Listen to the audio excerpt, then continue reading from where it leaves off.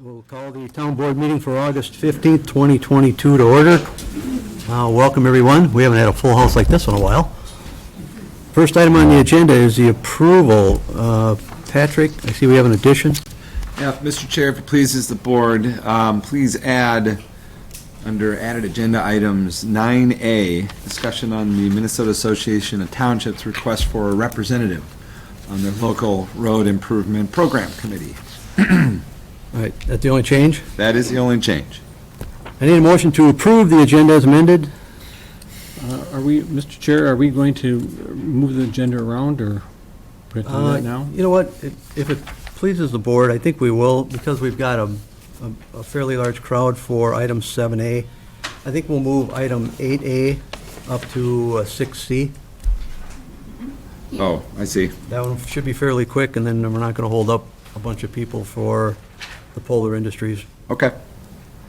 With that change, I'll move to approve the agenda as amended. Second. All in favor, say aye. Aye. All opposed? That motion carries. Item 3, I need an approval of payment of the bills. I'll move to approve payment of the bills. Second. All in favor, say aye. Aye. All opposed? That motion carries. Item number 4, I need the approval of the minutes from our August 1st board meeting. I did not see any changes. I move to approve the minutes of the August 1st, 2022 meeting. Second. All in favor, say aye. Aye. All opposed? All right, that motion carries. Item 5, we have a number of consent agenda items.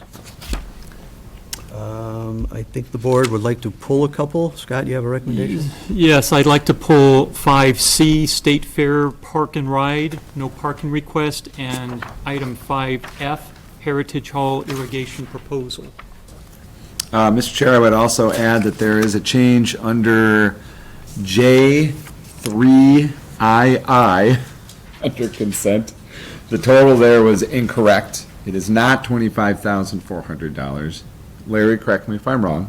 It is $76,900 per TKDA. Do we need to pull that? Is that a typo? Was that a typo or? It's just a typo. What's that amount, 76? 76.9, sir. Is that correct, Larry? Correct. All right.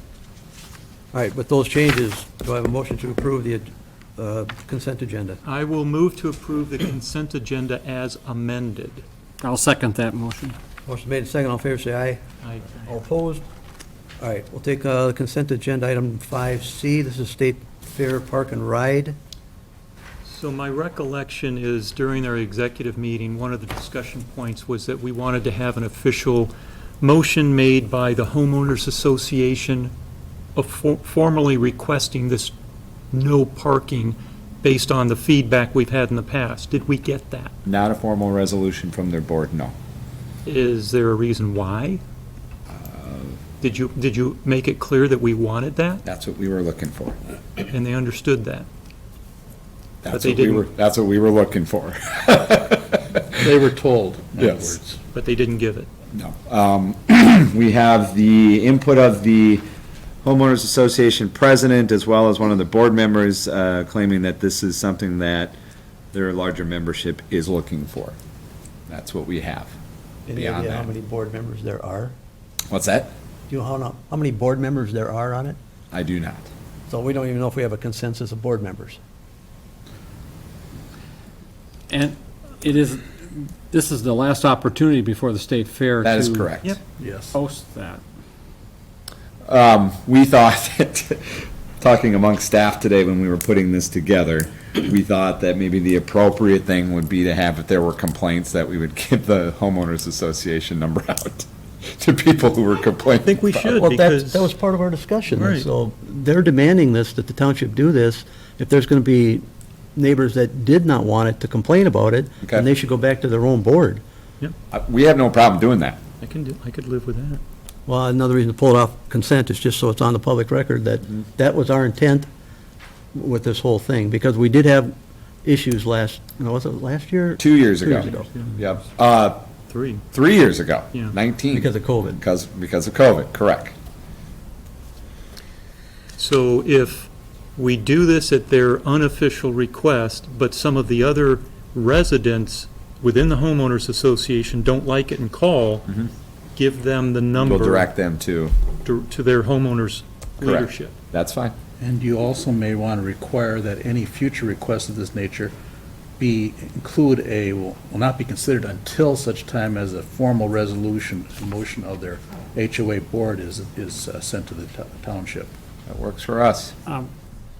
I guess what I would also like to add is that because of the issue, it's going to be an issue, that the township should send a letter directly to the board and tell them that that's why it was not accepted, is Okay. because they did not comply with the resolution request that we had made for them. Well, I think, We wanted a letter from the board that that's what they wanted. I think the board sounds like they are accepting the no parking, however, the inquiries or complaints are going to another entity besides the township. But, All right, well, obviously, if we move to approve this no parking request, that's part of the condition. yeah, All right. okay, conditional upon, no problem. So you need that? So with that, Scott, you want to So I revise will this? move to approve the State Fair Park and Ride no parking request conditioned upon any complaints would be redirected to the homeowners association, and there would be made clear that the township will consider future requests only upon a formal recommendation from their board. Understood. I'll second that. All right, motion made, second, all in favor, say aye. Aye. All opposed? All right, that brings us to consent agenda item 5F. This is the Heritage Hall irrigation proposal. This is something we reviewed at our exec board meeting. Our attorney recommended that we needed a second bid before we could even consider this. We got a second bid, but now we are technically, if we were to follow court order from the White Bear Lake lawsuit, we should be instituting a irrigation ban. So I don't know about I the rest of feel the board, but uncomfortable doing I that. feel uncomfortable putting an irrigation system in this building when we're talking about maybe banning irrigation. It's not a big amount, but it's something that could be done next year if this all settles down. How do you feel, Steve? No, I agree. I think it throws in the face of the intent of the watering restrictions that were, as a governmental entity, saying, well, yeah, let's put in an irrigation system. Can I respond? Make your case, Patrick. I'm going to try not to be edgy about this one, Ed. 2 points I would make. One that's more kind of touchy-feely is that we have a very good relationship with our partners at Gem Lake right now. This would fall under the guise of our Public Works Department. That's the first point. The second point is, just because you're putting in an irrigation system doesn't necessarily mean you have to utilize it. And if you utilize it outside of the irrigation ban, that is illegal. I applaud them for taking steps in advance of trying to make the grounds here a little bit better. And I also enjoy the opportunity of getting to work with Gem Lake City right now. So it is the purvey of the board as to whether or not they want to proceed with this. I am recommending that we do, with the caveat that if there is an irrigation ban based upon the lake level lawsuit, that they would be under the same auspices as every other customer of the township. When does the Jam Lake Board meet next? Tomorrow night. How about we run that by them first? Maybe this makes sense to them also, that we don't do this till in the spring. I don't, does it even say when they plan on putting it in? No. I thought it was something they wanted to do this fall. I guess I'd have to look back. I could ask them that question. Would you like me to make this conditional upon anything? Well- That actual construction or implementation does not take place until spring? Depends if they would want to hold the price. I don't know if this is a good deal or a bad deal. We're not irrigation professionals. so- Yeah, Get neither few am I. bids. I just felt uncomfortable spending money on something that we won't use till spring anyway, and if the ban goes through, we won't be using it all summer. So it seems like I said, it's not a lot of money, but it's still money. How's the board feel? I agree. Scott? I agree. Why do you need All right, oh, irrigation? Hang on, ma'am. We've got a public time that you can answer any questions for you. I apologize. No, that's okay, otherwise we're going to be here a while. All right, so, right now, I would look for a motion to deny the irrigation request I'll move proposal. to deny the Heritage Hall irrigation proposal. I'll second that. All right, motion made second, all in favor, say aye. Aye. All opposed? All right. That is the rest of the consent agenda item. Moving on, we have old business. Item 6A is 2105 Stillwater Street, receive petitions and discuss. Who's going to take that? It may help the board to know that a hearing has been scheduled for October 14th, summary judgment matter. Finally got through to the court. You want to maybe just give us an overview of this one, Chad, so that everybody knows what we're talking about here? Well, yes, I mean, in August of '21, the board passed a resolution declaring this to be a hazardous property. And under statute, we had to serve notice on the homeowner, which we did do, and they filed an answer within the time allowed. And as a result, we'll have to have a court hearing on the matter. In addition, attempting to resolve this quickly, Mike Johnson has been dealing with the homeowner, but the homeowner's been rather uncooperative. Therefore, we scheduled the summary judgment hearing.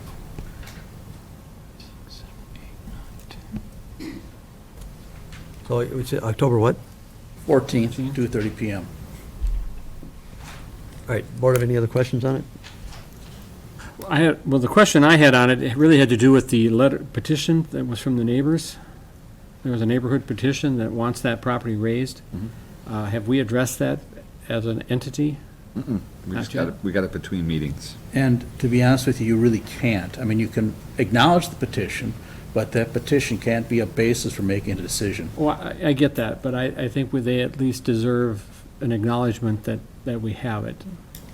Yeah, and you can do, there's no problem with doing that. I would recommend we do that. Well, because only 2 or 3 years ago, everybody seemed complacent about that building sitting empty and run Yeah. down. Now I think they've also seen what it's doing to the adjacent neighborhood property Right. values.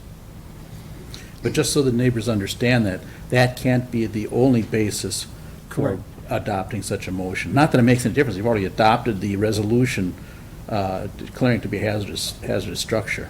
I think just acknowledging that, Yeah. that they gave it to us and that it's a piece of property. The Right, wheels are in motion. Wheels are in motion, Exactly. so. All right, so do we need a formal action on this, Chad? not really. What about this request for the proposed demolition? Is this just FYI, or do we need to adopt that? Well, you've already adopted that, We did actually. adopt it. That's what under the statute. It's just a If they reminder. if they do not comply with with the ordinance adopted last year, then the next step would be to apply to the court for an order of raising the house. And that's what we're doing. And then we would put it out to bid? Then we, We can't do it now. Well, you could, but why? I- There's no point putting it out to bid because you may not be able to do so. Okay. Keep in mind, the court has the authority, and this happened on the town, was it Town Drive? Township Drive. Township Drive property. The court has the authority to actually extend the time that the township has granted them to correct the problem. So there's really no point in going forward until the hearing's resolved. All right, any other questions of the board? No. All right, moving on. Item 6B is the Emergency Management Team Report. Patrick, you have anything? Nothing to report, Mr. Chair. Oh, quiet's good. Yes, it is. All right, with juggling the schedule, we're going to move to new business, the town planner item. This is now the Pinsky and family for a 5418 Prospect Avenue variance and minor subdivision request. Evan, are you going to take that? Yes, sir. This is a variance request as well as a minor subdivision request. Our applicants are looking to split an existing lot into 2 lots. The one lot would have the existing house, the second lot would be vacant and would be available to be developed for a single-family residence in the future. This existing lot has 2 services already on the site, and that is part of the rationale for their request. This was reviewed by both the variance board as well as our planning commission. The variance board made a recommendation to approve with a couple of conditions. Our applicant worked to address some of those conditions. Those were reviewed by the Planning Commission. Those ended up resulting in the lot line on the survey, which I believe is in your meeting materials, being shifted further north. That removed the one variance for frontage along Prospect Avenue. The variance for the frontage along County Road H2 remains. That's a 5-foot variance. The lot size variance was reduced. It only came out to a variance request of 1,073 square feet. And so what you have on, I believe, your cover sheet's going to be a little bit different than what was recommended by the Planning Commission. So the Planning Commission did ultimately recommend approval of the variance request. That would be for the variance for the frontage along H2 as well as the lot size, as I just stated. Their conditions of approval would be that the lot line between the two parcels shall be set at a nearest distance of 11 feet from the foundation of the existing garage, which is on the survey. Also on the survey, as noted in the conditions, is a proposed lot size of 10,927 square feet for parcel 1 and 16,519 square feet for parcel 2. The third condition would be that the portions of the existing driveway within the 10-foot side yard setback shall be removed. Fourth, the proposed lot split would be required to be approved through the minor subdivision process. The applicant would have to acquire any other permits, and then they would have to pay any other fees or escrows associated with their project. The Planning Commission also recommended approval based on the variance recommendation to approve the minor subdivision, which is the lot split. Condition 2, that the applicant will have to acquire any other permits. Any future buildings on the site would have to adhere to impervious surface requirements as well as setback requirements, and that no future variances would be granted for said variance requirements. And then the applicant would have to pay any fees or escrows associated with that project as well. And I believe the applicants are here if you do have any other questions for them, or if you have any questions for me. So, Steve, you were at the variance board. I was not at the variance Planning board, I was Commission. at the Planning Commission. I just would go along with what he had to say. The concessions were all made and agreed to, and it's pretty straightforward. Pat? I have no questions. I know we've done a number of these before in the township. The only concern I have is when the town creates a substandard lot, I recommend especially that it's in the minutes that we don't allow any variances to construct buildings on those substandard lots. We've already modified our policy to get that lot split. Now, we don't want to see somebody coming in and wanting all these variants to put a big house, especially on a corner. Now, whether that has to be in the minutes, Chad, or it's got to be, would that be filed with the county? that was in the recommendation from the Planning Commission to, But the thing is, though, I want to make sure they understand, though, a substandard lot usually means they get a better variance. A substandard lot that's under 80, instead of 10 feet, they go a percentage of 7.2. I'm saying I don't want to see any variances not related to a substandard lot. right, and that was in the So recommendation. it's spelled out that way? Correct. Okay. Mr. Chair, I'm concerned about doing it that way. There is case law that would create a potential trap for the township if you proceed on that basis. There's a case that holds that if a landowner is allowed the variances, that any person who purchases it must be also granted the same variances. But it's a different piece of property. Doesn't make any difference, Oh, can that be? because that's the way that's the way the case reads. Oh, okay, I'm not following. What I'm saying is that, if your requirements may be challenged in court and they may be found to be invalid. That's my concern. I don't feel comfortable with that at all. So we create a substandard lot, but we can't say we're not going to give you any more variances because we already gave you a variance on the lot? Because you created the substandard lot, it puts the township in a bad position in denying future variances. But doesn't that come into play whereas variances are no longer hardships but reasonable use of the property? Which raises, that raises another reason that will be discussed later. But yeah, okay, here's my point, is that if you create a substandard lot, there is case law that says the owner should has the right to apply for and be granted variances to allow that substandard lot to be used. And that right to use a substandard lot and to apply for variances can be passed on to a future buyer. Now, I will grant you the case law is not particularly clear, but that's because it's not particularly clear, creates that potential trap for the township. I just don't want to see these people market this property with a pretense that you've got this right now to put up a big house on a small lot. I understand exactly why you're doing it. I'm just saying that that's the problem. The problem is, whoever buys it may have the right to the variances. Apply for them doesn't mean they would get them. No, they would, I'm saying they would have the right to the variances. They could apply and receive them. How do you know what variances they're going to apply for, Chad? We don't. Okay. We do, that's a good point. We do not know, but the problem is they have the right to apply for variances. And if I understand what your condition is, you're forbidding them from applying for any variances. It seems to me we've done this before in the township. I thought so. I'm almost positive we've done this before. Well, not that I remember. Well, it's something if we okay tonight, can we have you research that to see if that's a valid? Contingent upon Right. attorney approval. I can or do that, review. sure. We can research Let's that. go at it that way. Okay. The alternative is to not approve anything. Right. Well, you gentlemen might think so, but I'm a little hesitant on this one.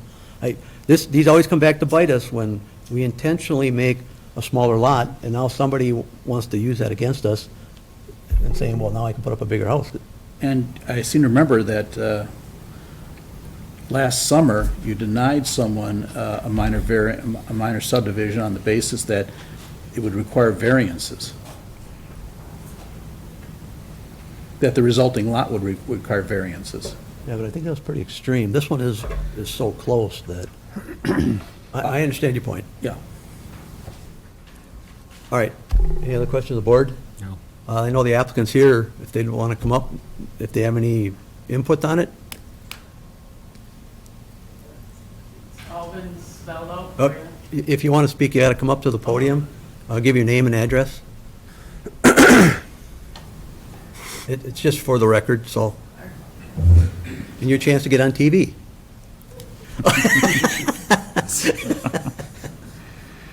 Laura Jackson, living at 5418 Prospect.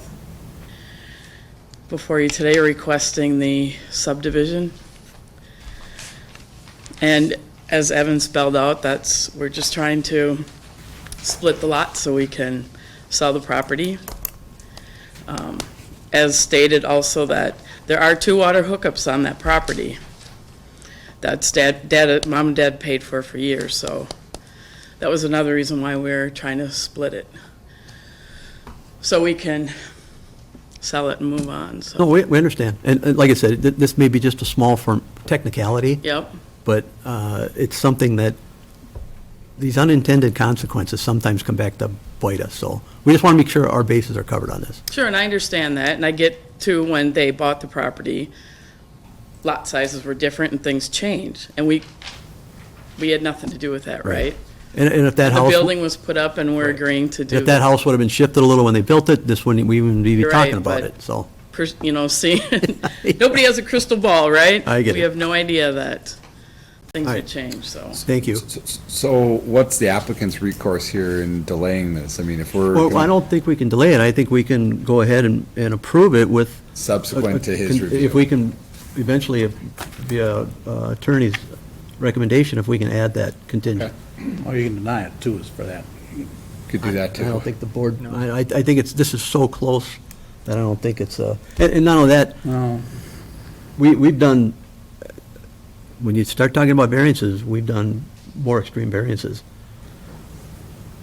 Well, I'll let the planner, this town planner to address some of that, but I have a comment I want to make after Evan's done.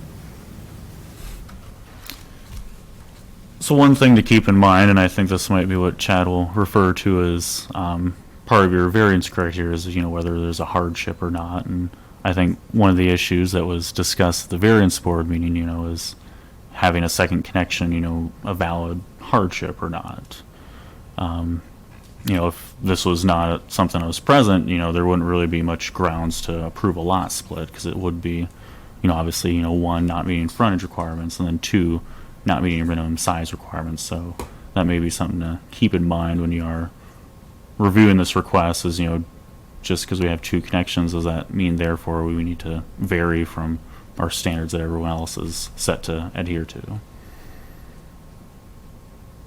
And if you want to fill in, Chad. Well, yeah, and here's my problem. Variance, the whole idea of a hardship is that the property can't be used for its intended purpose, in this case, single-family residence, unless the variance is granted. In this case, the property as it presently exists can be used. It's being used right now. It conforms. The only reason to grant the variance is so they can split the property, basically provide an economic value. Well, economic values are one of the things the statute says you're not supposed to consider in granting a variance. That's my concern. You're basically violating your own ordinance in terms of lot size. And that Again, the property as it presently is configured can be used, is being used, and can be sold. You don't need to grant a variance to allow them to sell the property. The only reason to grant a variance is so they can divide it and sell two parcels instead of one. And that is not what the variance statute was supposed to allow. It was not created for that purpose. I don't like that position, but unfortunately, that's the way the law reads. You thought this was going to be an easy one. Yeah, I did. Scott? If you approve, make one last comment. If you approve it, any citizen of the township could challenge that variance, and they'd probably win. Because you don't meet the statutory requirements for granting a variance. Well, especially if we did deny that, I remember it was on the lake, wasn't it? The one they wanted to split up? I can't remember what it was. Because the square footage was, it wasn't, the only variance was square footage, I believe. Boy, I'm trying to remember exactly where it was. It would result in an L-shaped lot that they kind of designed for the sole purpose of trying to create as much square feet as they possibly could. Steve? I'm torn. I came into this, seeing I'm going to abstain from voting on any of it, so I'm staying out of it. You want to give your reasons why? I have a potential conflict of interest. Okay. So that's you and me, Scott. Can I ask another question?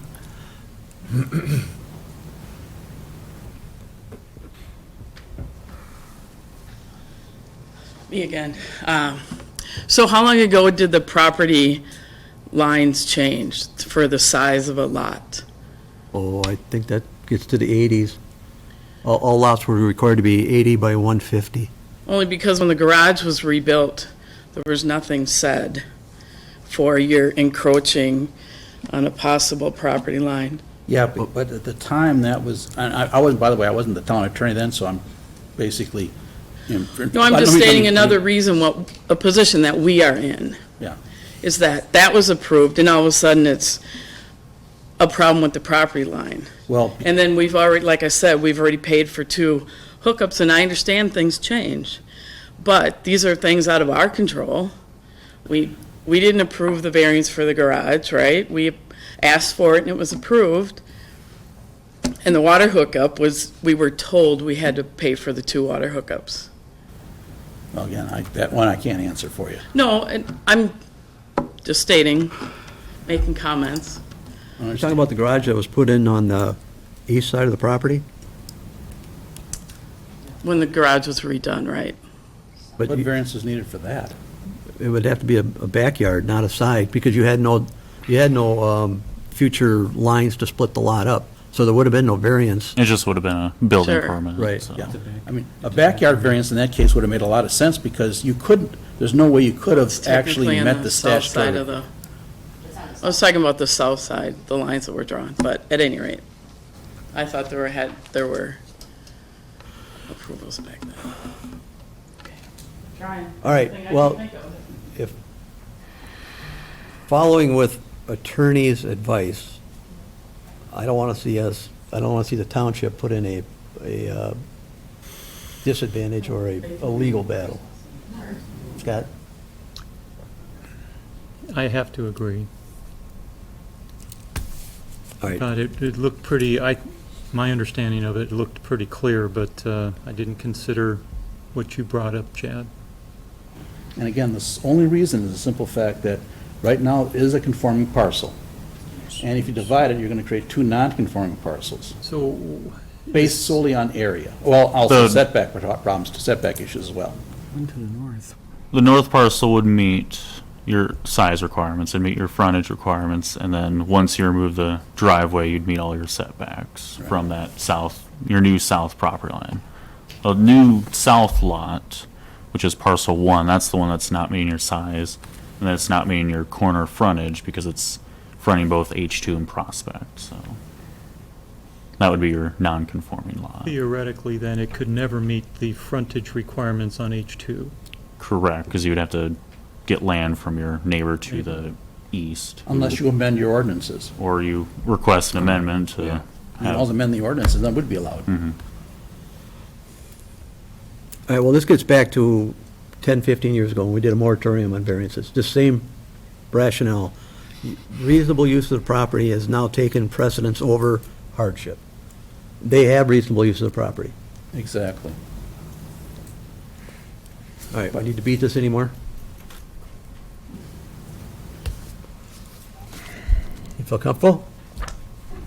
I guess I just feel uncomfortable saying no. Is there anything that can be worked out or amended or varied further, or is it just a flat-out can't be done? Evan, can they move that line any farther or not? The further north you move it, you would eventually have to require a variance for the setback of the garage from that new property line. The point that it's at right now would allow the garage and then the overhang on the garage to meet all of our setback requirements. So it still puts us back in the same position we're at. Yeah. And again, on the frontage on H2, unless you have the neighbor give up land, you're never going to get it, in which case the neighbor then would probably have not enough frontage on H2. Can we, Mr. Chair, can we table this until not only does Chad review the original question, but if, in Chad's opinion, he feels that there's too much risk to the township the way it's presented, can Chad, or maybe through Evan, chart out a course that's more amenable from our position? Excuse me, the one problem you have is you got the 60-day rule to deal with. So we'd have to have at least, the owner would have to request an extension. Though, Okay. actually, you can adopt your own extension if you want. Could we discuss this at next week's planning session? Well, when's the 60-day period run out, Evan? The review period would end on October 7th. Oh, we got time. We got time. We can table it, Why yeah. don't you just table it? Well, then too, Chad, it'll give you a chance to review our past Yeah. minor splits, just to make sure we're still staying consistent. And Yeah.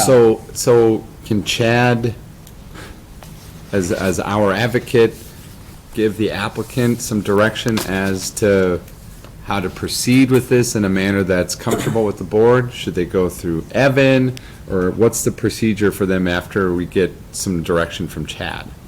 What do you think? I think after I prepare the memo, Yep, board can read it. Evan obviously will have to review it as well, and then we can give them direction. okay.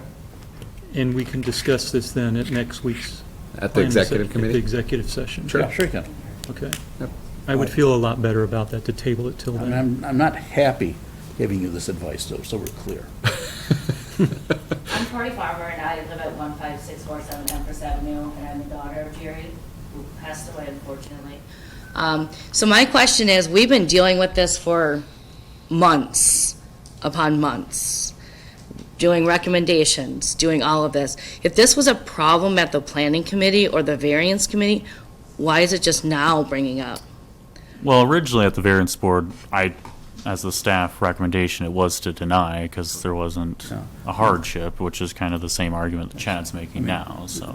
So we're clear. This the town was planner- brought up originally at the first meeting. Right, and then it was passed, from my They- understanding, and then it was to the next stage, and it was passed, and so You have it's to just remember- drawing this out for all of us. You have to remember, a planning commission is a recommendation board. Okay, Variance board, recommendation board.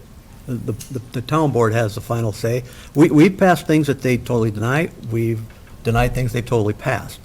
So a lot of things, and that's what happens, that's just the wheels of government. Right. We can't help that. because at the last meeting was at the variance, I don't remember. Planning commission. Because there's too many of them. They had said that this is it would be a sizable lot that they could build a house on. Well, just so we're clear, the town planner, Evan, has been consistent with his analysis of the situation. Right, and we were taking his recommendations. Well, he also advised that the Variance planning board. variance board that it could be denied on the basis that you're creating a substandard lot, which, The variance board was the one that recommended approval. Yeah. And the planning commission Okay. kind of took that recommendation and agreed with it. So Yep. that was hence why they recommended to the town board here approval, so. just keeping clear, Evan and myself, we simply are advisors. That's all we I are. understand the roles, and I thought that we were doing everything as we have been I- instructed to. Well, and I guess. appreciate that. Unfortunately, variances are not an easy area of the law. Right. Okay. I think by the board tabling this for further direction is your best opportunity to have it keep going. And we'll see if we can come up with some sort of compromise. All right. What am I asking? What's the next step, then, if they're waiting? How We're many more waiting meetings for- are we waiting Staff will be in contact with you after our attorney and Evan have had a chance to research a couple of things on this property and others. And they'll get in touch with And you. Evan, you've had a point person that you've been working with? Okay. I believe it's her. Okay. If it has to be passed, right? Eventually has to be passed and in the minutes for us to move forward if they decide. Right, Correct. exactly. Either it's So then passed or that's going to denied. push us out until October, September? We'll get it done, I'll get it done as fast as I possibly can. Right, but I'm just saying that it, regardless of what it is, if it's voted yes or no, it still needs to go through this committee, Yeah, correct? yeah, And so exactly. the next time it meets would be in September? Correct. Correct. September 5th, or, I'm sorry, 7th. Seven. So September 7th would be the day that it could potentially be voted on, yes or no? Best Yeah, case you will have a scenario. decision then. Best case, yeah. Okay, thank you. All right. So is that your motion? I move to table the Nalipinski family, 5418 Prospect Avenue, to the next executive session next Friday. All right, I'll second the motion. All in favor, say aye. Aye. Aye. All opposed or abstain? I'll abstain. All right. Right. Okay, we thought that was going to be a Wow. quick one. Yeah. All Sorry. right. Moving on, we have a public hearing. I got to get back to here. We have two. Oh, yeah.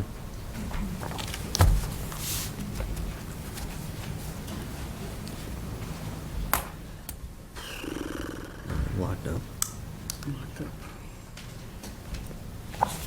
Guess you should have asked if there was anyone else that wanted to, well, never mind. All right, moving back, item number 7, this is a Polar Industries development.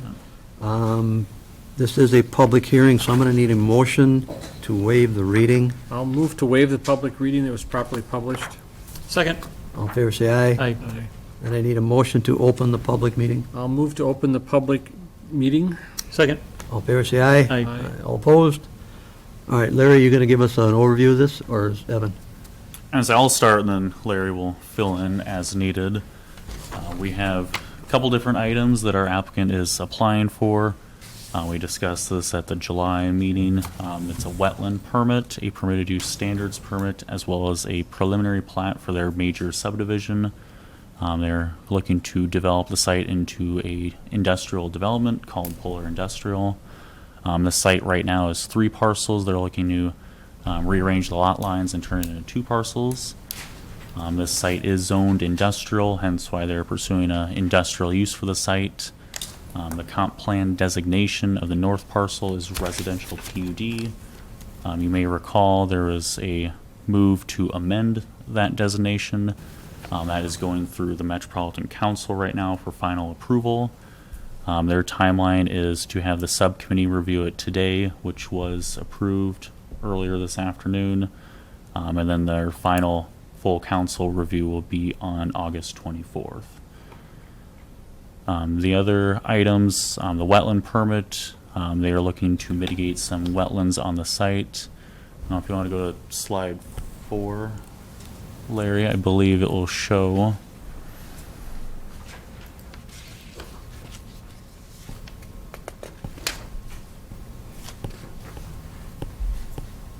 And say there's some mitigation that's going to be occurring on the wetland on the northwest corner.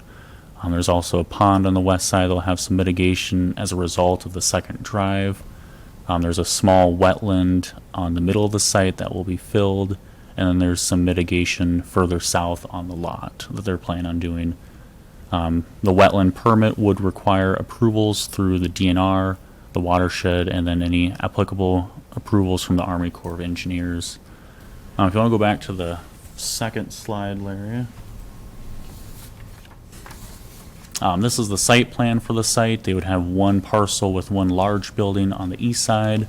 That'd be close to I-35, and then your second parcel would have 2 smaller buildings. You'd have parking around the site to serve the site. In the middle of between the 3 buildings would be loading docks. They would then have the traffic use either of the 2 access points that are shown on your site plan before you. The county reviewed the plans. They did recommend that there be left and right turn lanes added onto Centerville Road. They did recommend that the township have that as a condition of any approvals. We had also discussed having a trail on the site. There was discussions on maybe relocating the trail. The discussions found that the applicant should remove the trail. That is now shown as being removed on the plan, but it is still on there if there was any sort of change in plans in the future by the town board. The permitted use standards is the permit that's required for any permitted use. If the council does ultimately approve the comp plan amendment, our comprehensive plan would be consistent with the current industrial zoning of the site. And then you would be able to approve a permitted use standards permit for an industrial development such as what they're requesting. You do have other comments in your staff report. There are also the same comments you received in July from other entities. Our engineering and public works staff is reviewing the latest revisions to the preliminary plat to address if there's any outstanding concerns still. The Planning Commission had recommended approval of the request with a number of conditions. The recommendation tonight would be to continue the public hearing till 9/7, which is your September 7th date. 1, and to order allow revisions to be made to the plat, receive final approval of the comp plan amendment from the Met Council, and then receive any updated or completed reviews from other agencies regarding the wetlands. And then if we just want to overview, the first slide shows this is the site as existing. The north of the site has some wooded areas between the vacant areas of the site, as well as the northern area, which is a residential subdivision. The middle of the site is currently vacant, and then there's further wetlands south on the site, and then Haraeus is their south neighbor. If we want to go to the next slide, again, this is the site plan, and so they would be locating the buildings mainly on the northern half of the site, and then the south half of the site would remain largely undisturbed, apart from some grading around some of the wetlands and driveway areas. Go to the next slide. I say this is the grading plan, I believe, if you want to discuss some of the grading details, Larry. Yeah, I'll go through some of the grading details and utilities. Next, we'll start with grading. So, the site is situated about even in elevation as I-35. There's a berm between 35 and the site. The grades from Centerville Road come up to the buildings as proposed. The site itself sits about between 10 and 15 feet above the property to the north. They're proposing some retaining walls to make the grades work on the north and south sides. And then, as Evan mentioned, there's a pond they're putting in on the south end. It kind of wraps around the wetland and then discharges into the wetland.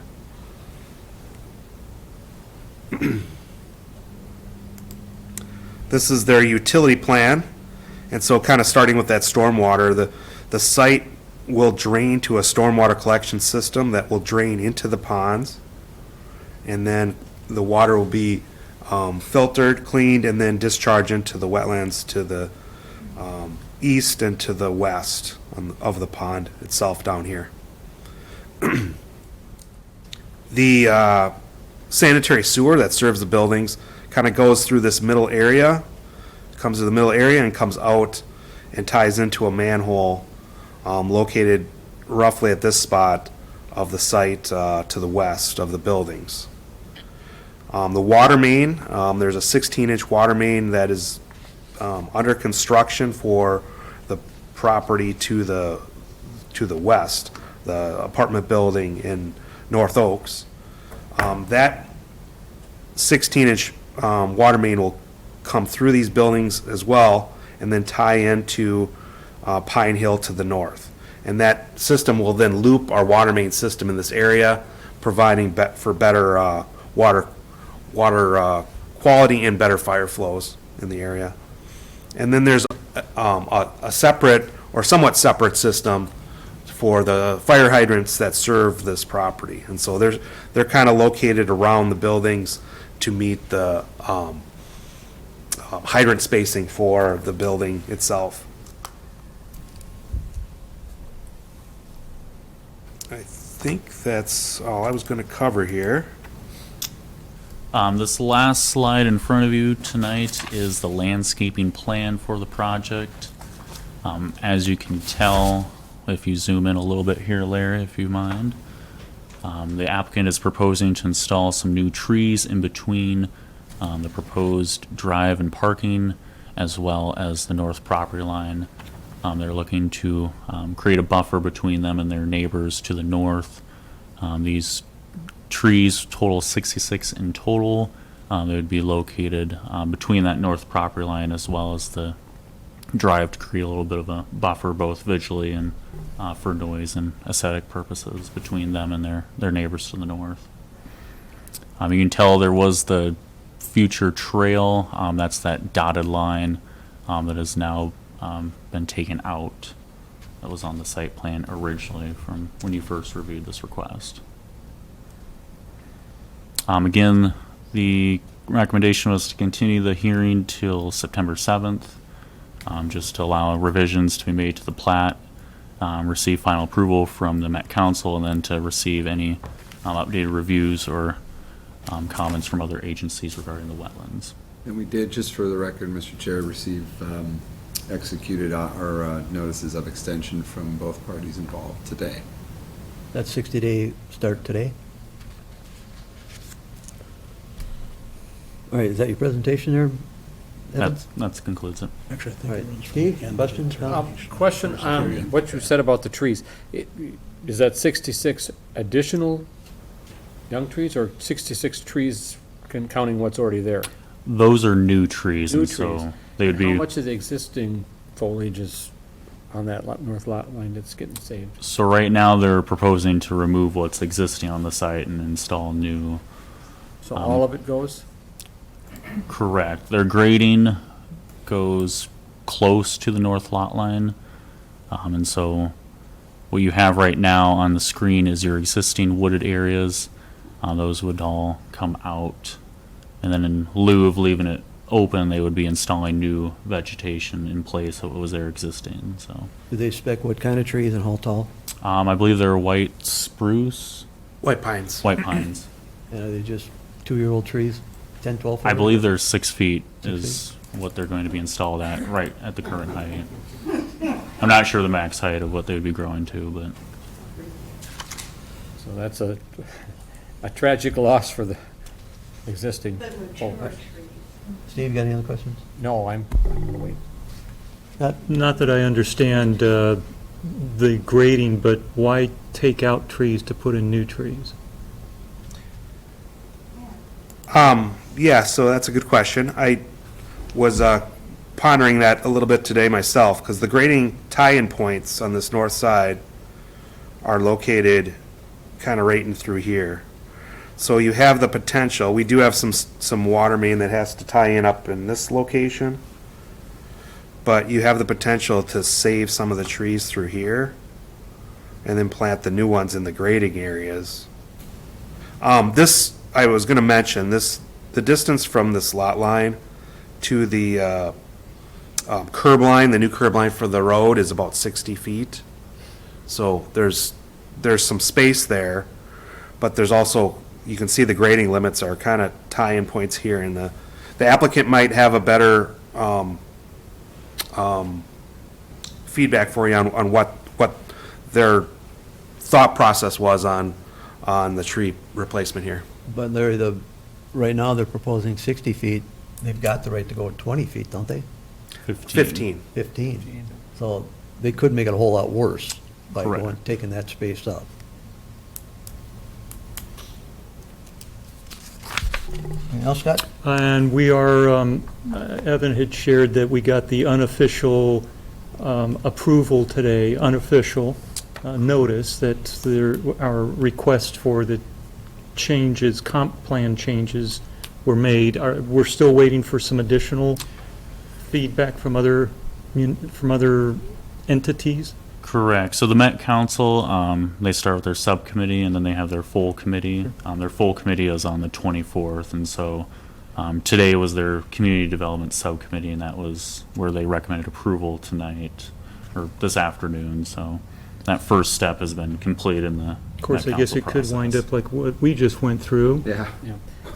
So if the full committee denies it, they're back to square one, Correct. which means Okay. it still sits as multi-use housing. Exactly. Larry, I know when I looked through that long list of stuff that we got sent today, but I saw a lot of engineer reports stating they were lacking a lot of things on the plan. Yeah, and so, as Evan mentioned, there was a new set of plans since those comments were made. Well, I think we got that today, at least it was on I got it through a memo through Patty. Yeah, that was from what Joe and Tim sent us this morning. But there are a lot of red lines, that's all I'm getting at. Yeah. So obviously, those all have to be addressed for this. Yeah, we have to work those out. Okay, and was there an issue about having retaining walls and parking lots over our public utilities? A 16-inch water main and the sewer lines? Yeah, I think they're outside of those areas, the retaining walls. No, but you just said the water main's gonna come right up underneath their parking lot. Yeah, that's a comment we'd have to rectify. And, Mr. Chair, if I may, Dale's already talked to me about that.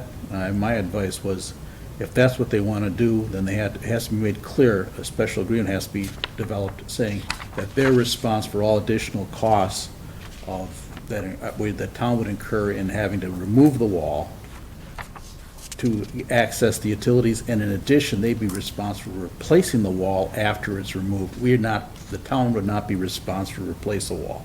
It seems to me, I thought one of the very first plans, the main came way up the west side and along the north end. Now, you just said it's coming between the two buildings and then going north between the three buildings. Is that correct? Did I hear that wrong? Yeah, I can show you where the water main is.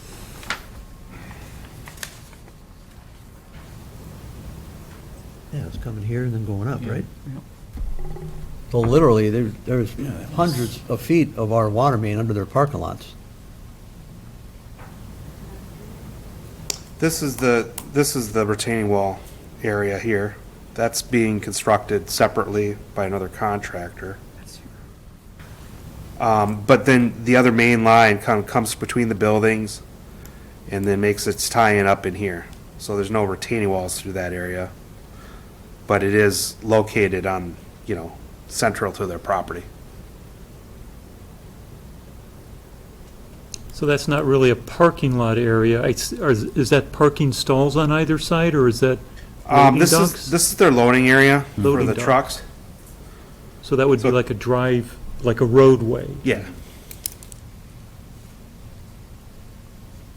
And they dedicate the necessary easements we'd need to access that. So the retaining wall comment that you made is related to this area. And there's no need for a retaining wall up further north. Yeah, I mean, they could relocate this water main through and around the retaining wall. Or like you said, as a part of it, they're, a part of the approval, they're responsible for any costs associated with the retaining wall, if we ever have to replace it. The other option could be to put a casing pipe under the retaining wall. And that way, if you ever need to replace it, you just go on either side of it and pull the pipe out if you need to fix it and then put a pipe in. So I think there's some ways around that. All right. Some details we need to work out yet. Steve, got anything else? Not as it relates to this, but some questions that we're going to have to talk about, some of the questions that we had received at previous correspondence, lightings, parking, all kinds of things yet to discuss. Pat? I'll think of questions as we go along. All right, I'm going to open this up for the public comment. You have to come up, state your name and address. Try to hold your comments to like 2 or 3 minutes. And if it's going to be the same as the last person, we don't want to be too redundant here, but I want to hear from all you folks. This is quite a change from what it originally was. You could have been looking at a 45-foot apartment workforce complex right next to you guys. Instead, now we're a 15-foot industrial building. So I think there's an advantage to that. We got rid of the trail that I know some of you guys were worried about because it was a trail to nowhere, which didn't make sense to any of us. And we're going to try our best to just screen as best we can, but everybody has a right to develop their properties. I mean, the stand of trees that was on H2 there before your houses were put up, gorgeous. And we heard a lot of comments from people on H2 that weren't happy because they all got knocked down to put up your houses. Well, now you guys are kind of in the same boat. Now you've got your houses, now you may see some trees come down to get this. So we're doing our best to compromise for you. But in that, I need a motion to open up for public comment. I'll make a motion to open the public comment portion of the hearing. Second. All in favor, say aye. Aye. All opposed? So feel free, you can come up, state your opinion, your thoughts on this. Like I said, we are going to continue this until next September 7th, so there's no decisions going to be made tonight anyway, so. Rick Hall, 1116 Pine Hill Lane. This is substantially different than what I had seen when we were at the Planning Commission meeting, and there was some discussion around elevation. And correct me if I'm wrong, did you say something about 15 feet above the current subdivision to the north? So their building is going to stand at what height? No, I believe Larry said the grade is the same height. No, on that north end, it's 10 to 15 feet higher. Then they're- So, and then the building, you're right. Yeah, so we're talking then that's going to be 45 feet at the top of that building, basically looking down into our backyards, Building, and I think, is what, bedrooms. 15 feet tall? 33. Oh, I'm sorry. So that's 48 feet, and now we're talking about removing every single tree in there, where there was discussion about there was going to be a 30-foot buffer of those trees left alone that weren't going to be touched. And then we're going to replace them with 6-foot trees. I don't know if you've seen that property, but that's a huge ravine, right? So my property comes off the back, and then from my backyard, it even drops even more. And we have a lower level walkout. So these 6-foot trees that they're suggesting they're going to put in does absolutely nothing. That's below my basement. So the fact that they're talking about removing all those trees just seems like, and you guys have mentioned, seems kind of a little bit ridiculous to remove a ton of trees to put 6-foot pine trees in there. Regardless of whether you put 65 or 2,000 of them, they're still 6 feet tall. And we've got a property that's now 48 feet above our subdivision. Where else in White Bear do we have buildings this size, this close to a subdivision? And why do they need to re-subdivide it? If it's got 3 different sections, and they need, in order to make this gigantic building work, change it to 2, why are we approving that? Why doesn't it just stay as the 3 different little sections that it is right now? That would be my question. Thank you. Thanks, Rick. Good evening. I'm Dr. Maggie Hall, and I'm living at 1116 Pine Hill Lane as well. And I think first, there was a comment made about the multi-unit housing that we talked about originally. I have never seen the proposed plan for that multi-unit housing, and I'm just curious where on this lot it would have been proposed to be situated as compared to this proposed development. It would be immediately south of you. It would be the first lot, correct, Devin? And so So if we does pull that up plan the- preserve the tree? This is No. a very small thicket No of plan will trees. preserve the trees. They That have the also right doesn't, to okay. get right to I their just didn't have boundaries. clarity on that, so that's what I wanted to know. So right now, your lot line runs east-west for the north lot, and that area that Larry's pointing to would house high-density housing.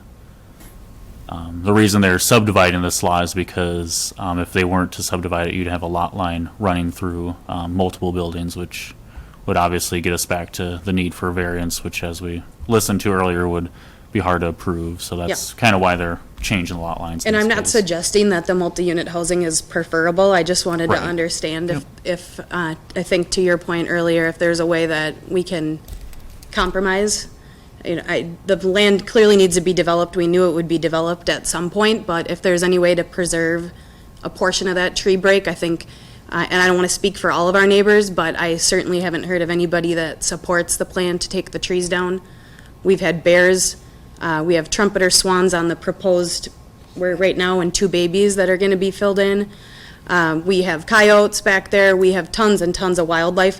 And this is a very, very small thicket of trees that's very dense.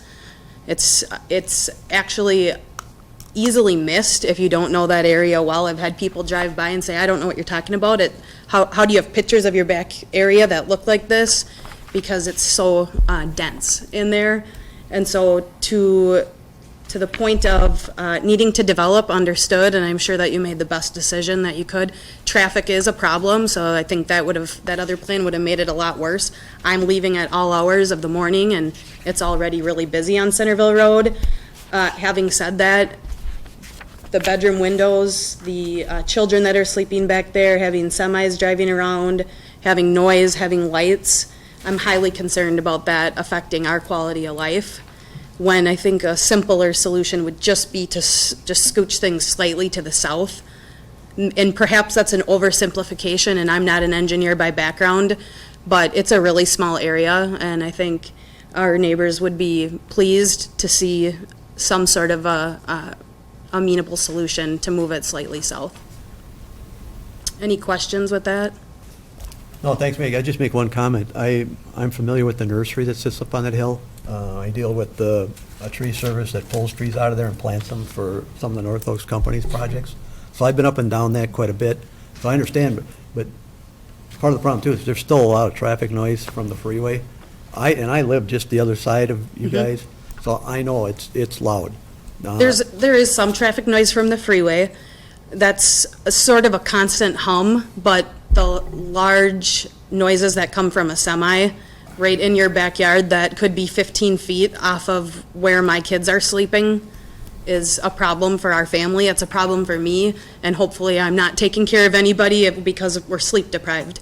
Already a problem, so I think what I can appreciate is the noise buffer that the trees also provide, which decreases in the winter when leaves fall, but it really does make a big difference for us right now. And so if we're gonna have this type of traffic in that area, to have the natural barrier preserved to the extent possible would be really appreciated. Maybe you And not only for the human beings, but for the wildlife who can't walk in here. When Planning Commission reviewed this, was there a talk of limiting times for truck traffic?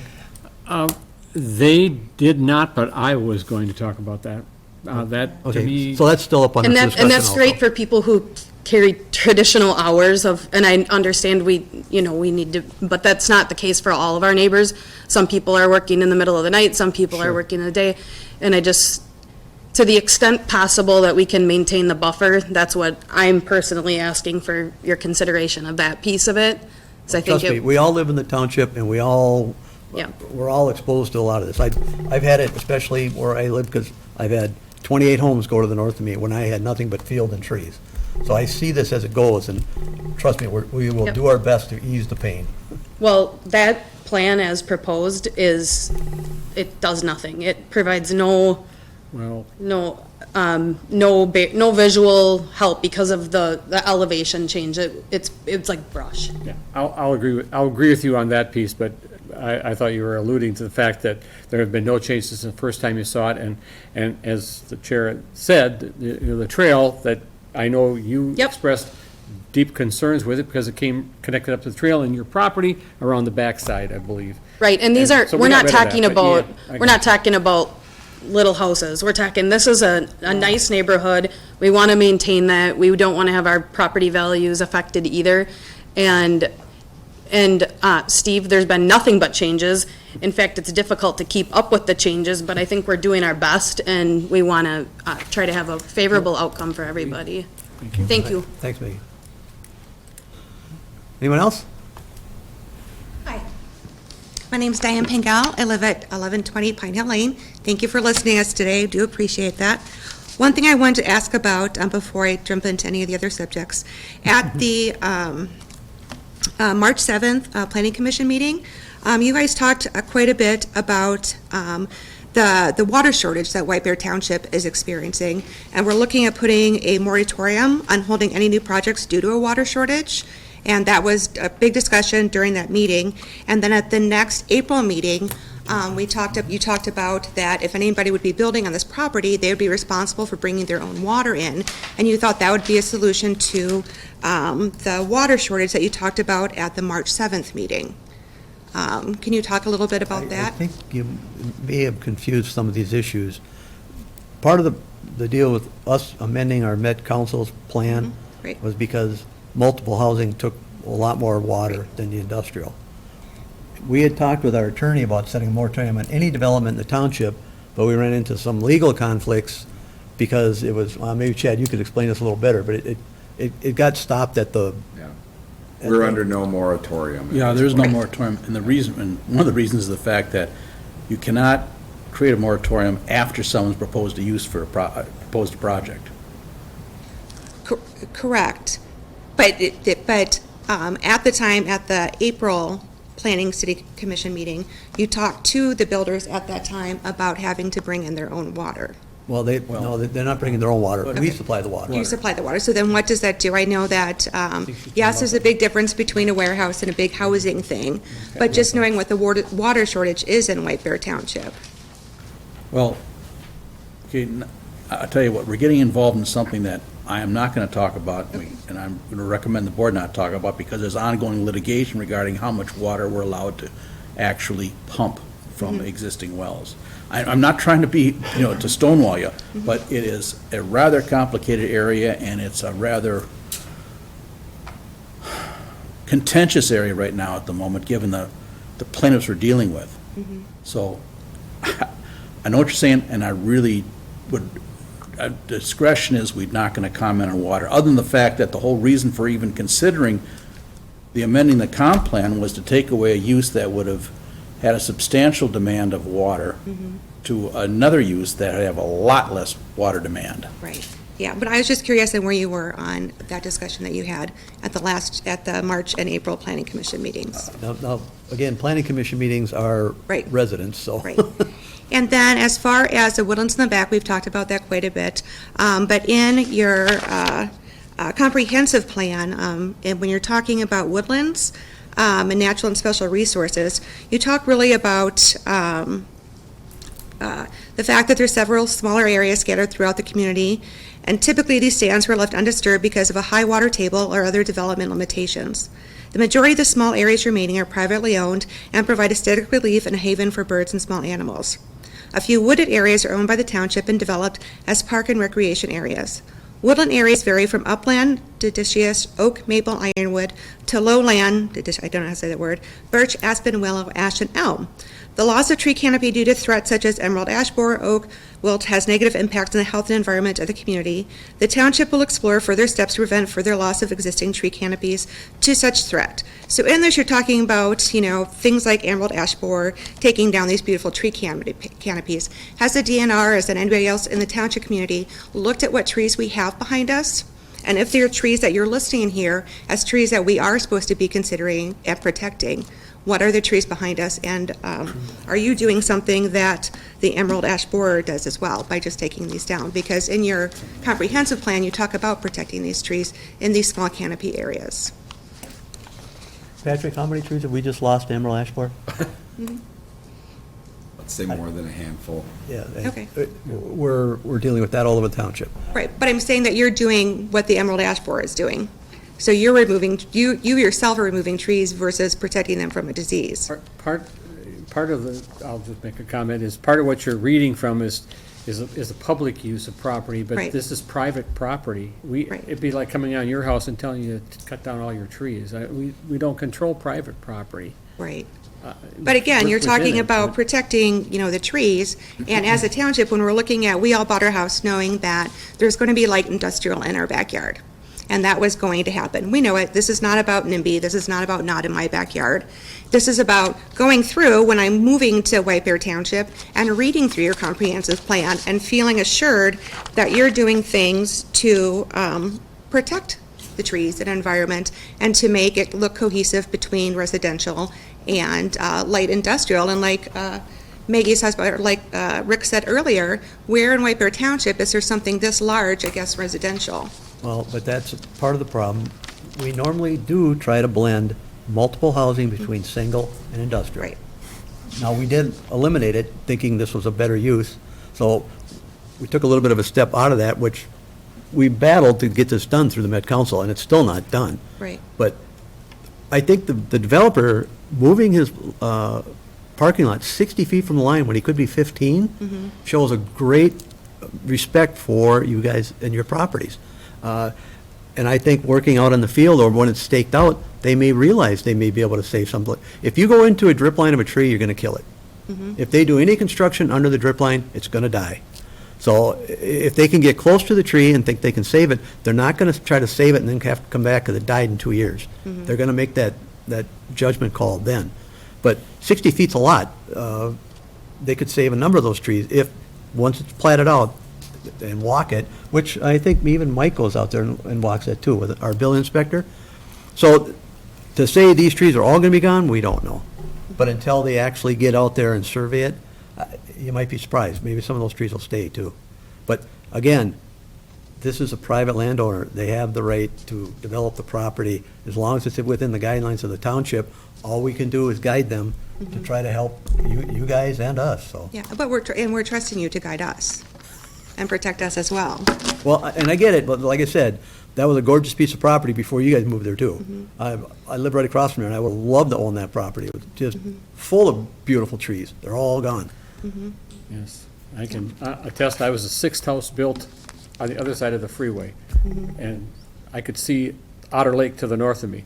That didn't last either. I mean, the reality is it was private property and sold. I had a row of oak trees behind me, wasn't by a developer. The next person took them all down.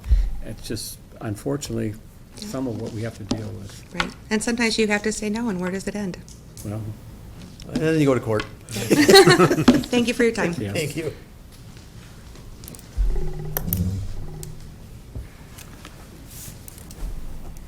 Lori Winchell, 5350 Centerville Road. It's not clear to me from your picture what trees you're taking out and planting the 6-foot trees. So I was wondering if you could go up there and actually point it out, what extent and how far around the wetlands? Your So house is the house clarification. that sits back off of Yeah, Centerville Road? Ralph Gotcha. Weber's old Okay, house. gotcha. Oh, sure, I know that. Yeah, That's a nice spot back there. yeah. Hopefully it'll stay that way. I had to clarify, because there aren't that many houses on Centerville Road in that neighborhood. I was Right. fairly confident. See, originally that development tried to incorporate that property into it. I know, but it and was I just outbid way them. too complicated.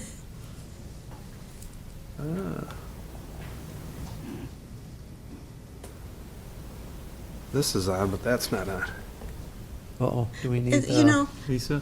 at our the last meeting I attended, I think it was early July, it was not this meeting, it was a You were at the planning. planning commission meeting. Right. We were pretty much told that if we didn't have that walkway in there from the parks, that they could save the trees. That was the reason the trees were going to be removed. Oh, I But don't now know. I'm not hearing that. I don't know if that would ever would have happened.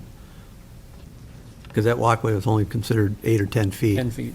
10 feet, but it was in the middle of the trees, and that would kill the trees, so they were going to plant. But now that the path isn't going to go in, I don't understand why the trees have to come out. That's an elevation issue. You gonna figure it out, Larry? I don't.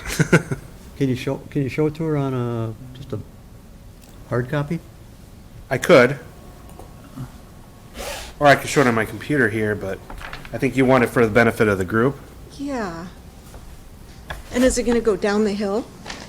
Are the bushes going to stay, or are you going to just wipe everything out to the level of the wetlands? I apologize, I'm not sure why it's not working. Everything seems to be working here. It's not on there. Do we need Lisa? We I do. think so.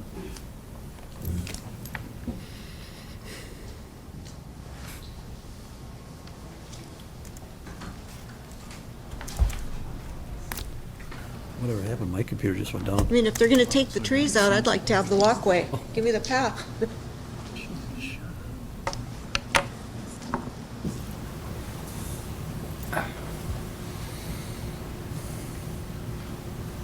Yeah, I did that. See if that forces it. It's not this and it's not that. It's a projector. I don't even know. There, she's right here, right? Nothing down here to touch. I don't think so. Yeah, why? And then your house isn't around. Mine is right here. I don't think there's any of that getting, too much of that getting. Here's what you're looking at. All that area is It's all up touch. in here, right? Yeah. Wow. The trail was gonna come out here, and that's why they were gonna take some of this in here, but I say, we do have the plans up here if you want to Yeah. take a peek, but not sure if that's going to cooperate here. Come on, Lisa. All this high-tech stuff. Somebody kick it out? That would be bad. Well, as far as I can tell, Lori, I don't think any of this will affect your backyard at all. I mean, even the far corner of it. Well, if they come down and around with the parking. No, because that's all gonna stay wetland unless they do a lot of remediation there. So this shows the general location of the trees. This is Centerville. This is Centerville Road, yep. Set of plans. Your parcel. Yeah. This is. Where's that the house? Right. Or are you on the understand north the end? concern, but we, you know, literally, you can't promise. Where- I don't know where That is- was this one. trees. Where is? This Hill? Pine Hill would be north, so this is the property line. Well, I tell you what, I don't think we're gonna figure that out tonight, especially without the overhead. Lori, if you want to come down to the township, staff can actually show you exactly on a, Okay. is that your only comment, Lori? Yeah, I just was unclear how many trees and bushes you're taking out. Is it gonna go around the bend to that road, that first road that goes up? Well, just to keep this moving on then, thanks, Lori. Anyone else?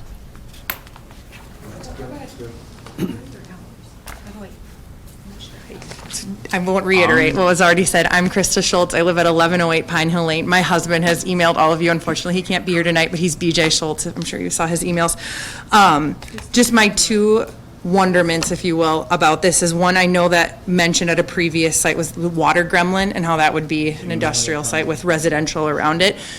And I would just like to reiterate us, in a sense, the piece of that this industrial park will be vastly above looking into our homes, where I was just paying attention today that there is a fence, there are trees that somewhat block the homes from water gremlin. My other concern is, I know, having grown up and lived in White Bear Lake my whole life, now White Bear Township, the issue with the pollution. So I understand that we talked about these swamps that we're going to try to filter stuff from the industrial park to our beautiful wetland. Our home happens to be sitting right on the wetland, similar to Lori's and Steve's over here. So I just that is a concern for me. I'm sure that we've worked through issues and you're all well aware of all that, but that is a concern as a resident, having that in your backyard.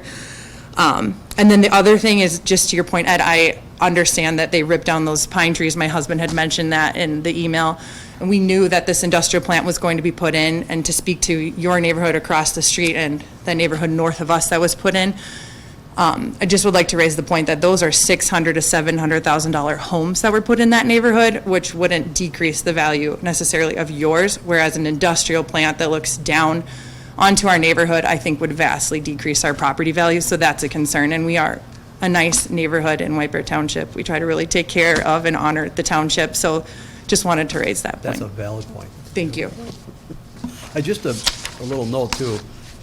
These barrier walls they put up on freeways is the same as 100 feet of foliage and trees. Yeah. So if you consider that, you'd need 100 feet of dense shrubs to equal just one of those barrier walls. So when it comes down to sometimes noise or screening, there's a worse of two evils, too. Right. Thank you. All right, anyone else? My name is Anthony Pangle. I live at 1120 Pine Hill Lane. I haven't been that actively involved in this process, but the more and more this goes on, I feel like I need to become more active and voice my concern. I'm a disabled veteran. Okay, I served in Iraq, all right? And I guess I moved to this area for the solitude it offered, and I kind of feel like this development is driving my wife and I and my neighbors, if it goes through the way it's proposed, out of this community. And I guess I would just ask that you take in consideration the impact this kind of development has on a residential area that's right next to it. I'm very concerned about that. I guess a couple questions I jotted down is how many vacant warehouses are there currently in the metro area? Has anyone did any kind of survey to determine that, and how maybe 2 years, 3 years down the road after they build this thing that goes stays open? I can tell you, there's a lot of vacant warehouses in the metro area, okay? You can smile at me in No, that I'm not way. smiling. But I can tell you, there's a lot of vacant warehouses in the metro area. So I guess I'm also concerned about, and I guess maybe, I don't know how this has been addressed or not, but is this going to be a 24-hour operation? I guess that's my concern as well. And how that impacts all my neighbors with small kids, myself being a disabled veteran. I have PTSD. I don't deal real well with things pounding on the ground if they drop a large container, whatever the case might be. I didn't buy a $500,000 house to have this sizable warehouses put in my backyard that's going to impact us to the extent that it is. So I'm very concerned about that. I mean, I understand that there was a possibility that there's going to be a sizable development going on there. I guess my concern, it just seems like everyone's going wild with money and building things there. Have you seen the impact, the traffic coming that stretch up there right now?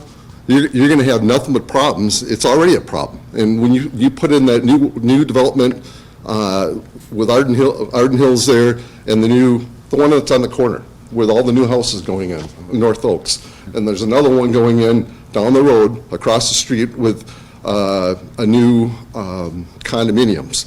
So you're going to have nothing but accidents up there is my concern, okay? I'm a retired police officer. I know. I've seen what happens, okay? I guess I understand that something was going to go in, but my biggest concern is there a way to take in consideration everyone's needs here and to consider less of an impact on us? I don't want spotlights, people leaving their lights on and all these lights shadowing right into our yard. It's just not going to work for us. It's going to drive us right out of here is what's going to happen. So I would just ask that you please take in consideration how this impacts the residential area immediately there. I'm very concerned about my solitude and my ability to enjoy our lives and how this is going to impact us. So thank you for your consideration. Thanks, Dan. My name's Steve Backus. I live at 1104 Pine Hill Lane. And, I just want to just kind of clarify that in this instance, I think light industrial actually does mean that we're going to have a 1,000-foot warehouse here and 2 500-foot warehouses. So they're warehouses, and that's truck traffic, if you ask me. And I heard somewhere earlier in the meeting that there's going to require turn lanes to get in and out of this thing, and I don't think that that's going to be a problem, but if you've ever been behind a truck going Centerville south to get onto 96, there's where you're going to have some problems. I see that you get a warehouse here, you're going to have a 4-lane road, and this isn't probably something, because it is a county road, something that the city will have to pay for, but it's going to be a 4-lane road going from 96 to J, and in a couple of years, we're going to be redoing J, so I think we're going to have a big mess there. I want to ask if, and it doesn't sound like there's anything we can do to keep those trees. I think it's mentioned as private property. You can do what you want with private property. And again, the Ramsey County is probably, must be well aware that there could be some traffic issues here. I don't know if North Oaks knows that what those new condos are going to get to look at across the street, a nice big warehouse. What I've kind of concluded is that it's going to be pretty hard to save those trees. And so I'm going to maybe alert all my neighbors that we might have to work on something else, like lighting and noise. And I know Tony mentioned, is this going to be a 24-hour trucking operation?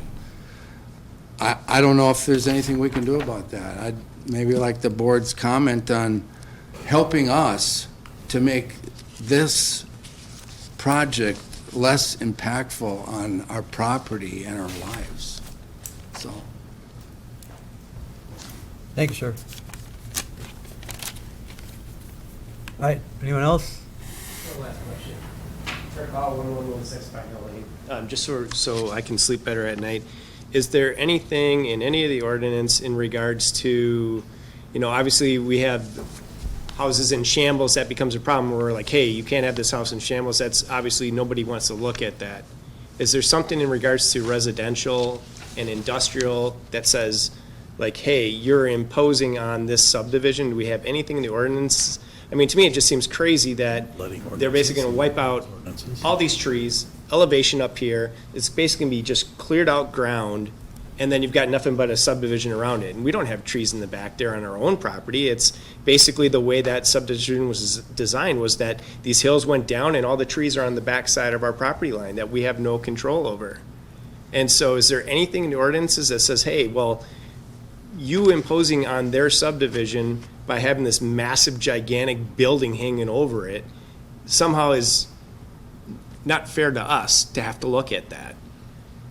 There's nothing in the ordinances that says, hey, this is just too close. I mean, it seems crazy that they could go up to 15 feet of our property line with a 45-foot building, and we have absolutely nothing in our city ordinances to prevent that from happening. Okay, it's not 15 feet with the building, it's 15 feet with the parking lot, correct?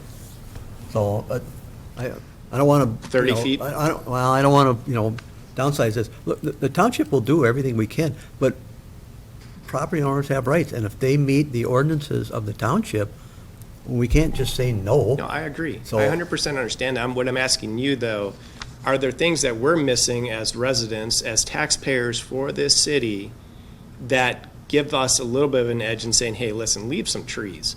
Well, Whether it's 10 feet of trees, 15 feet, 30 feet. This is why we have an advisory board called the Planning Commission, made up of residents of the township. They volunteer their time, they sit on these boards, and they review all these projects. And like I said, they're residents also. They're your neighbors, so they understand that too. So they try to amend these projects just to make them appease the neighbors as best we can. So that's the best we can do. Yeah. But just to let you know, there is a lighting ordinance, a noise ordinance, and a nuisance ordinance already in existence in the town code. And some of these details haven't been worked out yet. Like I said, the time of operation. All lighting has to be down lighting. None of the lighting is supposed to be able to spread outside the property. There's a number of ordinances they still have to maintain. And this city didn't have any coding in regards to like size of building? Because I don't know of anywhere in White Bear Township where there's a building even remotely close to this size. You go up Centerville Road. SMC's got some big buildings. That borders a subdivision? Just north. Go to Schwing. Schwing's got one of the biggest buildings in the township. Yeah, but those don't border a subdivision, though. That's what I mean, is there's Well, nowhere. they border houses. They border houses. It's not maybe subdivision, but people live next to these things. Okay. And downlighting, I know I'm not. Okay, we don't want to get into if you gotta come up if you want to say something, so otherwise we're gonna be here all night. Well, I have time, and Well- you made it clear we need to talk about it, so, this is our chance to do that. Downlighting is great, and I appreciate downlighting on a building like this. That downlighting is gonna be shining in my kids' bedroom windows. That downlighting, based on the elevation variability, is gonna be shining where we sleep. That downlighting is gonna be shining when Tony's looking for peace and quiet to get a reprieve from his PTSD. That downlighting is gonna be shining where we're out in our backyards, walking as families. I have two residents that live on H2, right to the north of your property, that complained about that development with your guys' lighting shining into their houses.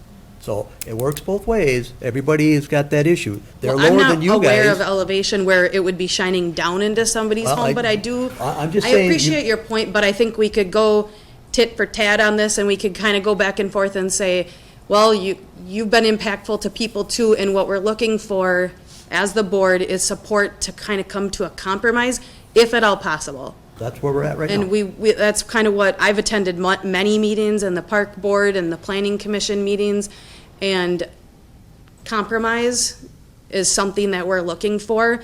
If we can't do that, and we've wasted our time in talking to you and coming to these things, then talking about open, inclusive, and responsible stewards of public trust is futile.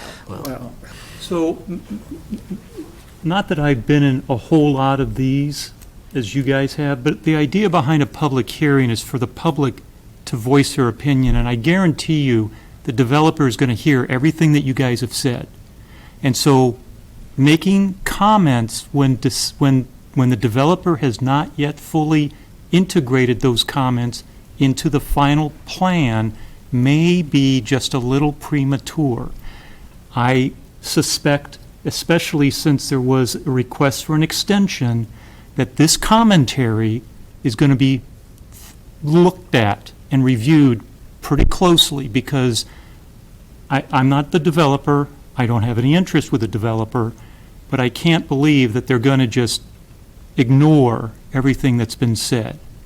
So I would think we would just maybe want to see the next iteration, perhaps, of what these plans are going to look like, and just keep that in mind. Your concerns are not going to be dismissed. And this meeting is continued till September 7th, which means they will come back with some of the answers that we've asked for, engineering reports. They may have a better idea. I've got to believe they may even have some guys out there and actually surveying it, so they may have a better idea too where things are sitting, elevations. They're still, I don't want to say in the infant stage, but they're still pretty basic on their plans. That's why we can't pass anything tonight. I appreciate that point, thank you. All right. And also what the message I'm hearing, and correct me if I am misinterpreting in any way, shape, or form tonight, is they're gonna do what they want, which is. No, they're gonna do. Within the ordinances, they're going to do what they have the rights to do what they want, understand that point.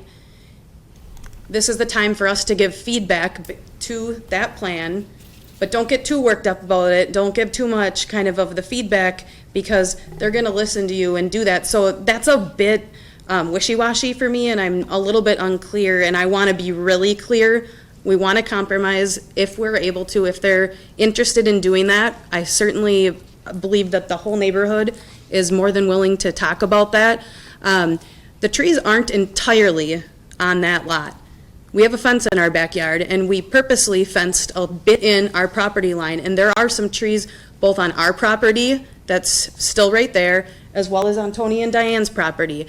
And I know about the disparaging nature of how a tree can be impacted by this, and you talked about that. You mentioned water lines and cutting things and how we don't want trees to die in 2 years. I don't want mine to die in 2 years either. And these types of very dynamic wetlands, they are interdependent on that water supply. And so I also want to put that point out, that to the extent that, to Rick's point about the rights, if you will, the upholding that, we're asking for that. I don't think anybody wants to get upset. Everybody wants to kind of work together and have a neighboring relationship with this. But it's a little bit difficult to hear. I'm unclear what you're looking. Do you want the feedback of this is impactful and upsetting, or is it tough luck, suck it up, this is what you get? No, I think you're misinterpreting Yeah. what this board is saying. The board is saying, we're listening to you, we're taking everything into account, but we have to handle your concerns in the context of what the property owner is allowed to do under the existing ordinances. It's a balancing act. We've made developers triple their landscape plans. Triple them. What the ordinance says, we made them triple it. So we have some movement in all of this. And don't forget, we still have this Met Council hanging out there. If they deny our application for amending this, or this property rezoning, we may be going back to square one anyway. And I like to think of myself as a pretty practical person, and we're being very robust with a landscape plan. It simply does not make any sense to take trees out to put trees in. That's waste. Well, like I said, if they're going to destroy them when they develop, then there's no sense trying to save them, because they're going to die anyway. But that's up to them. It's their tree. They can decide what they can save and what they can't. We will have as best an input as we can. That's all I can tell you. But the town does have input. Correct. Yes. That respectfully feels a little unclear to me right now. We have input, but we don't. We have control, but we don't. But when you do something in your yard, we have complete input. No, it's, I'm unclear about what the input is. All right, do we have anyone else? Ralph Tillma, 4294 Oakmead Lane. I'm not an immediate neighbor. I know where this place is. I have empathy with these people because it happened to me, and we lost and the trees disappeared. So I have a couple questions about Polar Industries. Is this the ATV and snowmobile manufacturer? Just the name of their development company. yeah. Oh, okay. And then, is this going to be a warehouse type of situation where finished product is brought in and then redistributed back out, or is there going to be manufacturing done here? I believe, Patrick, I don't think there's any manufacturing in this one. I don't think there is there? I don't think it's allowed in the zoning, is it? Yeah. It's not a It's similar to the one that manufacturing. just went up Centerville Road, just Near the north railroad of the tracks. railroad tracks. It's just a distribution point. Okay, so a finished product brought in, stored, and then redistributed back out again. Some residents ought to know, we've looked at a lot of developers coming in for use of this property. There's been data centers. There's been distribution centers of like UPS or Speedy delivery. yeah, speedy delivery. We've looked at a lot of them that would actually be more impactful. So we've been trying to, I don't want to say deter, but we've been trying to look for the right fit for this property for quite a while, too. So right now, we really don't know who the occupants are going to be, right? Nope. It's for lease. We need to know that. We need to know what their plans are for who is going to occupy these buildings. But we can't say who. We can only say what. You can only tell a guy.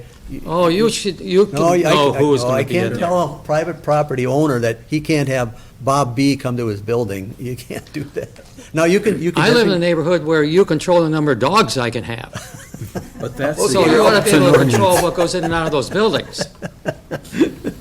Keep in mind, you can only control the use of the property. You can't control who is the user. Okay, no, maybe you got that wrong. I want to know what they're going to be doing in there. Well, that's a use, and the zoning ordinances control use.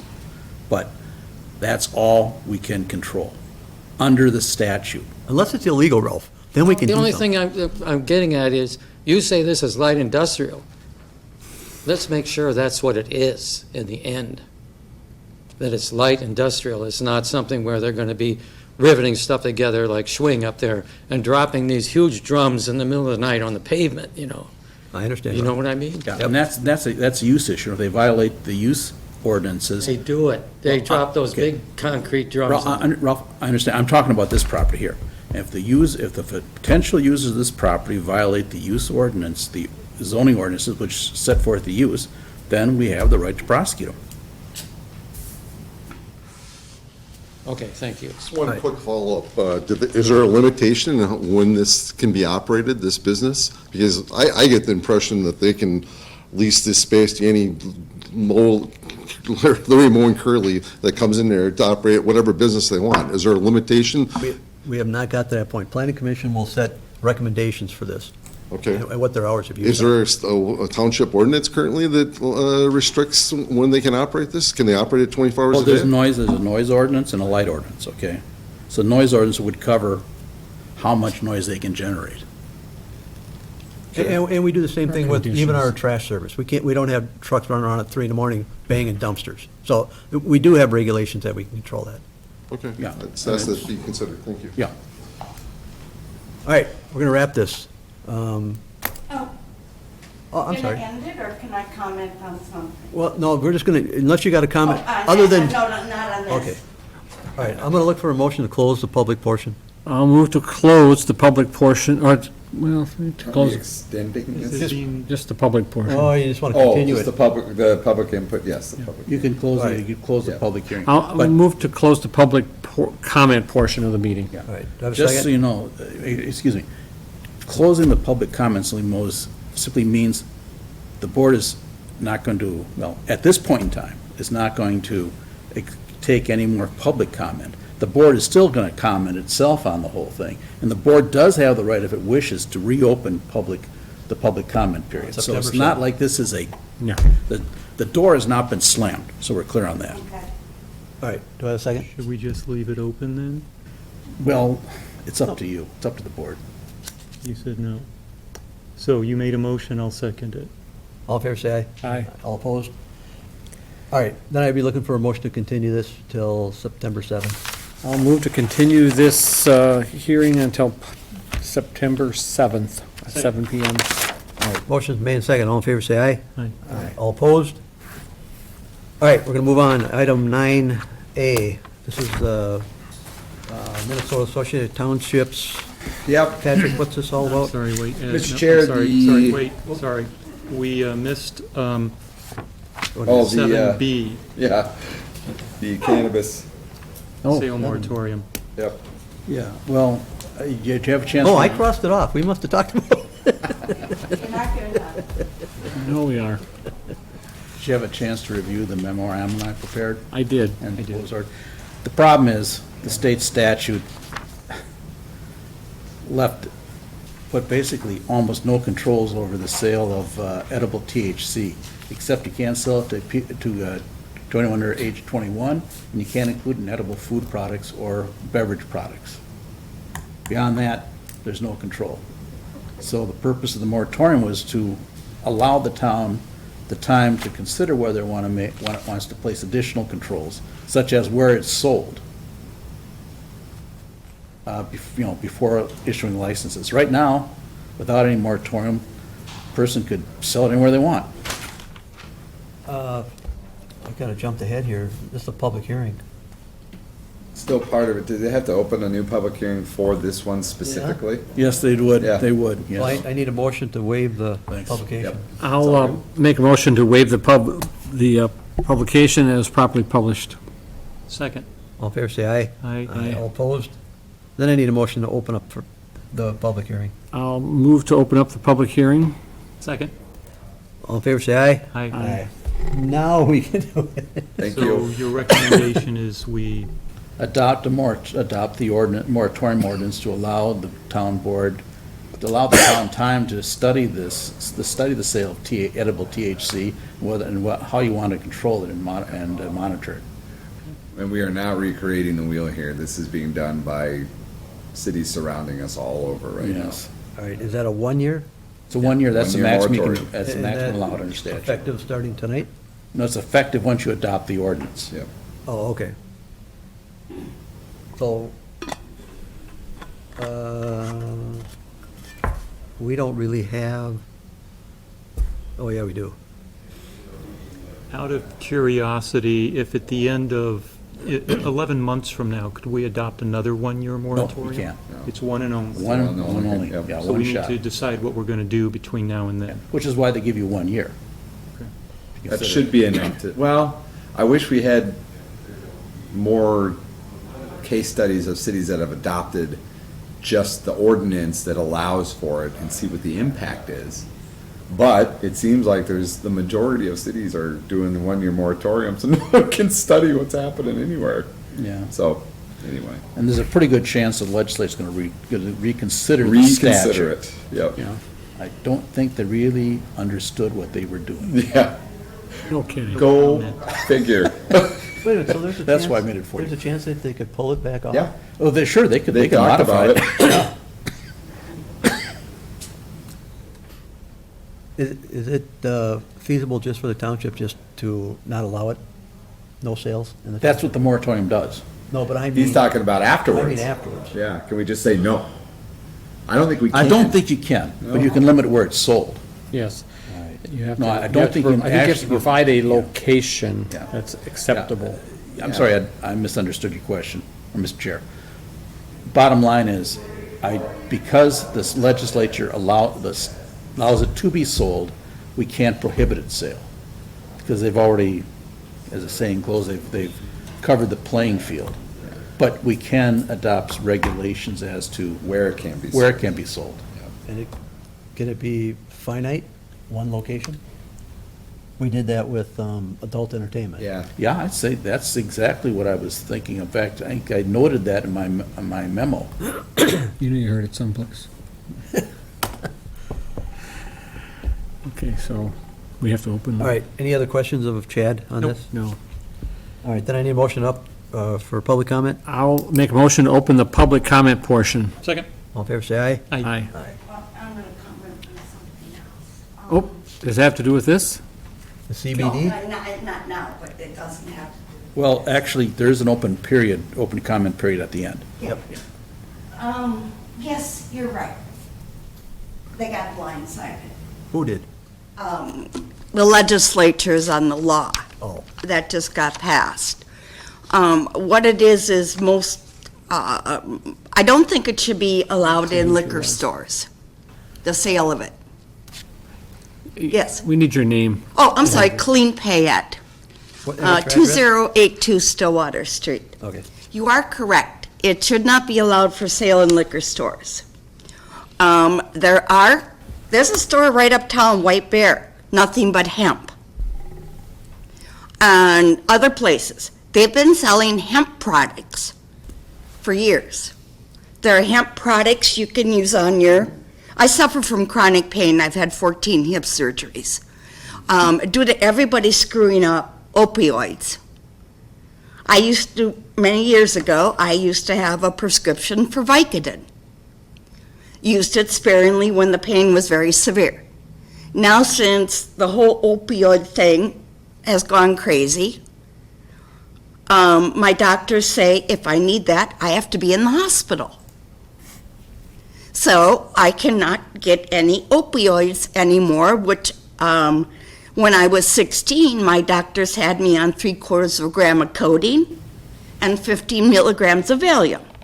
I was going to White Bear High School because they had messed up my legs. So are you in favor of the CBD? I am in favor of it because what they're selling now is only 4 to 5 milligrams of the CBD. And I have bought some. They really do not get you high. They produce relaxation. Now, above that milligram would produce a high. Now, if you're looking to restrict teenagers get alcohol. Well, that's already Yeah, against the law, but so. keep Yeah, in but mind- anyways, I'm gonna stay on this. Yeah.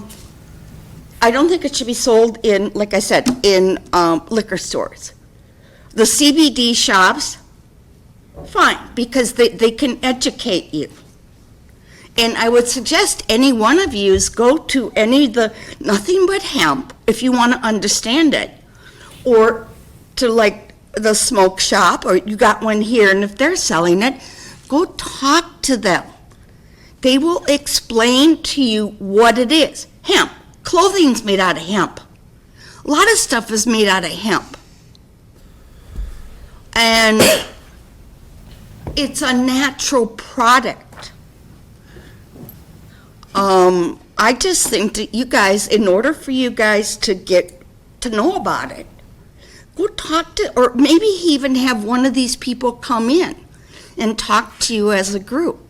Now, granted, if I probably sat and ate 5 gummies, I'd probably be, but there's no way that I myself is going to get in a car and drive. Just out of curiosity, Patrick, our connection with the tobacco industry, what's her name?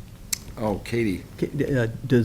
Would she come out and give us a little overview on this stuff? I'm sure she could. That would probably go to the Public Safety Commission. Okay, well, I'm getting at, that would maybe help when we make our decision during this moratorium. Sure. Yeah. So, like I said, we're gonna take a year, we're gonna take all the input we can get from whoever we can get it from, and then we'll decide after that year. Yeah, because they do have it in a vape form, but then you have to have the vapor and I think I saw someone buy, the vape is like $50. Just so we're clear, the town can't prohibit its sale, just control where it's sold. That's all we're talking about. Exactly, that's what I'm saying. That's all we're talking If about. in the year, I would not allow it to be sold in liquor stores. Because someone, Well, they can't anyway. well, someone Well, could at be least right going now. into a liquor store and they've already been drinking. Well, see, here's the thing, and this is why we need to adopt, why I would recommend the town adopt a moratorium, because no one seems to have a really good grasp of what they can and cannot do, where they cannot sell it. I've been told, I've read that the liquor, alcohol-infused, drinks, that they can't be sold because they're not allowed under the statute. The statute, there's a statute that controls what liquor stores can sell, actually. So it's, my point being is that It's way out there, and that's exactly right. officials are not quite understanding, again, where it can be sold. Is it really deadly or really high marijuana? No. The effects of someone driving Because we're on not it. experts on it, and we will rely on the experts to make our Okay, decision. exactly, and that's what a lot of people are just asking. All right, we appreciate that. Exactly Thank you. what the Is point that of the people moratorium look is. at it Yeah. and see, because there are people that can't get the medical cards because they have doctors that won't give them the cards because the federal government has not legalized. Yeah, it's. So that's it, thank you, Thank gentlemen. you. All right. I need a motion to close the public portion. I'll move to close the public portion of the hearing. Second. All in favor, say aye. Aye. All opposed? All right, if there's no other questions, what's the board's pleasure? Well, I would say, based on the town attorney review and recommendation, I'd approve the ordinance number 93, prohibiting acceptance or consideration of applications for new cannabis and cannabinoid sales, testing, manufacturing, and distribution for 1 year, and providing for the violation thereof in the town of White Bear, Ramsey County, Minnesota. Second. All in favor, say aye. Aye. Aye. All opposed? All right, Thanks, guys. sorry for bouncing over that one. Nope. Okay, now we're down to 9A. Yep, so the board, as you'll recall, chose at the end of 2021, or maybe it was the beginning of 2022, to notify Association of Minnesota Townships that we would no longer be participating as dues-paying members. And we have followed through on that and given them notice for a year that we would not be joining them after 2022. They have requested nomination or consideration of a representative to sit on their local road improvement program. And I'm bringing this in front of you just because local road improvements are near and dear to our hearts right now. And I'm wondering if there's any value to sitting somebody on this, what will probably amount to about 3 months of work. Or do you want to reconsider being a member of the Township Association? When does it expire, our membership? At the end of this year. I have a question. I read that as they're looking for nominees, not necessarily from White Bear I'm sorry, Township. nominees. And having already made the decision that they have really proved nothing for us, I don't see any reason to participate. Okay. That's my opinion. They've made it pretty clear, or we've made it pretty clear in the past, our interests are much different than rural Minnesota as far as it comes to roads, and I just don't see it being a benefit. Okay. That's my opinion. I was kind of going down the same line because I read it as nominees from all the That's the right townships in word. the state, and I was hearing they wanted a representative from us. So I think our interests are very different from a lot of rural townships, and it's cool that they brought this to our attention. I don't know that it would be helpful. I didn't want to jump on that one without getting some No, I input from think you that's guys. And the right thing I to do. appreciate it. What do you think? Do you know how many people could be on this board? How many townships in the state of Minnesota? 1,800. I don't even want to be involved in that. You can't get two people to agree, you're gonna get 1,800 of them. And You're I right. suspect the meetings would not be in the metro area. Oh, no, Probably not. no, they never are. Well, if they want to have it in some grand resort, then that's central. Lake Is this just Minnesota. a way of them to Someone extend a unheated hand to town go, hall. please reconsider you resigning from Matt? Yeah. Not a word. Okay. All right, so are you supposed to give them some sort of response, or do we let? I'll let them know officially that we're not interested. All right. Yep, Thank no you problem. for asking. All right. Sure. Now we have open time. Now, if you want to say anything else on any subject you want. Within the township. Yeah. Dealing with township governance, yeah. Clean pay at 2082 Stillwater Street. I've heard you guys talk a lot about ordinances and statutes. I noticed this week you were behind my property. Several trees are now, ash trees are now marked with orange. Do you know how long it's taken me to have you do this?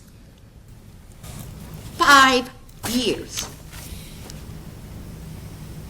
Ever since you worked on the Storm Creek, which, by the way, the housing needs cleaning out. Way down there at the end towards the woods. As a disabled homeowner, I'm not required to do this. My neighbor and I mow it, which in fact you guys never measured your easement, which according to Ramsey County is 5 feet on each side of my property stake. When you took trees down in 2017, they were ash trees. You left them there.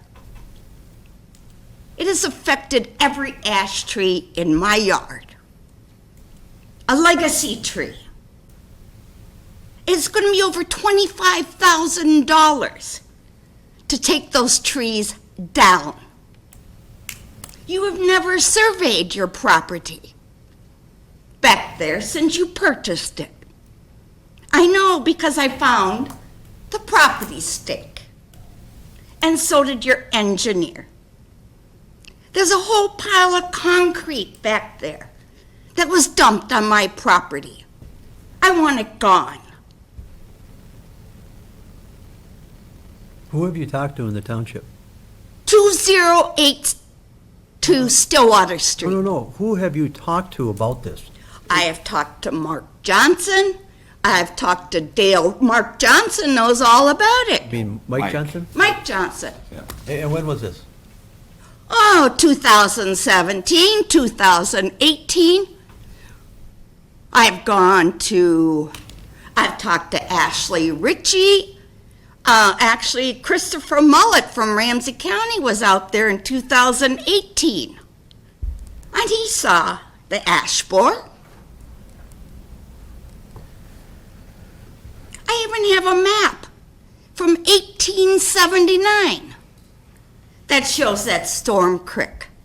Mark Johnson has it. That Storm Creek runs all the way back to the high school.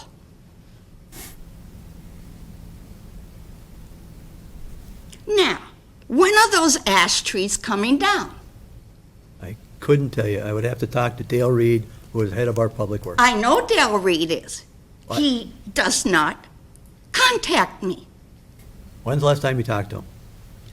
Oh, about 3 months ago. All right, tell you what, I will personally follow up and ask him what's going on.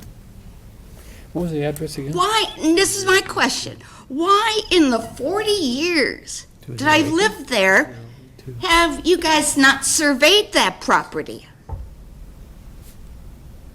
Well, I can tell you right now, we don't go out and survey properties just to survey properties, so unless there's been. Why didn't you survey it after you purchased it? Unless there's been a request for us to do it, we wouldn't normally do that. We had to survey our property. I don't know what to tell you. What would you like us to do? I want your easement marked on the creek. How are we supposed to do that? You have to know where it is. But how do you want us to mark it? Do you want us to fence it? Do you want us to put stakes in? I want stakes, and if I find out that your little tube or your little pipe is on my property, I want it removed. You have one piece of paper that my neighbor and I signed. That was removed. And you put a longer one in, sir, and you will see it's not signed, Mr. Lemons. Well, I'm just the town attorney here, okay? Right, and you sent me papers saying. Also in the papers that we signed, our land was supposed to be repaired. Is this your back property line? No, this is my west property line. Okay. Then in the back, Okay, well, just, wait a minute. Hang on a second. Do you have, is your neighbor, do they have some young children? yes, Oh, I think I know which property you're talking about Yeah. here. Yeah, I know exactly which property. you're my talking about. husband was totally blind, so it's been a disabled property since he purchased Well, it. I'm just curious, because if it's a side property line, it should be a 10-foot easement, not a 5. No, no. it's 5 foot on my side, and it's 5 foot on my neighbor's side. If I remember correctly, this was a project that was planned. By whom? Well, it dealt with an issue of drainage. On Right. whose part? Well, isn't there, yeah, there's a woodland behind you, correct? Yep. Yeah, your property. Upland, yeah. I There's remember. no problem with it. No. I'm just trying to remember exactly where this is. And I remember why I drafted those licenses. Because I think the purpose was, and again, I'm going from memory here, so if I'm wrong, I apologize, but I'm going from memory here.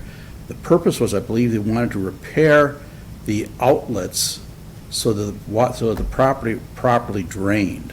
The I could be property wrong. drained fine before. Well- We were never invited I was never invited to the planning commission Well, meeting. okay. I tell you what, I think I know what's going, that was about 2 years ago, wasn't it? No, it's 2017. 2017. I apologize, I can't remember everything exactly. But I'm pretty sure I know exactly what you're talking about. We'd have to sit down and talk to, I think Jim knows about It's this. starting to ring a bell with me, too. Yeah. Look, we need to sit down, talk to Dale, and talk to our engineer, so we're not bantering about this. We don't know what's going on, so. I want to know when those trees are coming down, and If you would give us a chance, we will talk to Dale Reed, we'll talk to the engineer, and we'll get it figured out, and we'll contact you. plus, you've been talking about ordinances here. We have 100 ordinance, well, What maybe about your somewhere. ordinance about dumping, illegal dumping? It's against the law. Well, then you better go after my neighbor, because all that land back there, she's dumped her yard waste, and you can see it. And it's grown onto my property.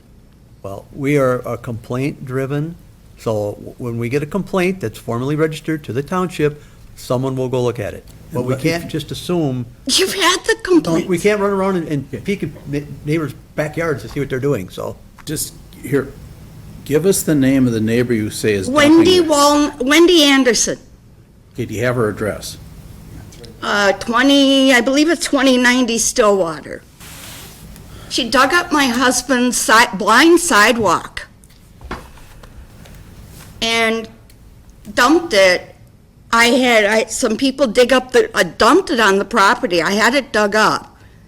Then she went and came and actually stacked it on your property. Well, like I said, we will investigate this, all right?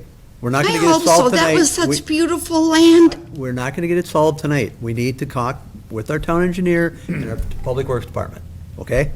That's the best I can tell you right now. Well, I've got hundreds of pictures. Well, that'd be great. And I'm at the point of going to court, and you guys would be included in it. Well, you gotta do what you gotta do. Yeah. I'm sorry. No, you gotta do what you gotta do. I'm tired of the pollution. Just so we're clear, we're not ignoring the problem. I understand, but that's what I feel like. And we're trying to remedy this, but you're not listening. We have to investigate it. Now that the board knows, we will contact the right people and we'll look into it. I don't know how much more we can. I pray to God you do. That's been such beautiful land. Okay, we'll look into it. We don't need the coyotes All right. killing the fox. Someone just killed a falcon back there. All right, we have no more added agenda items. I need a motion to receive agenda material and supplements. So moved? Second. All in favor, say aye. Aye. And I need a motion to adjourn. So moved. Second. All in favor, say aye. We are adjourned at 9:06. Thanks, gentlemen.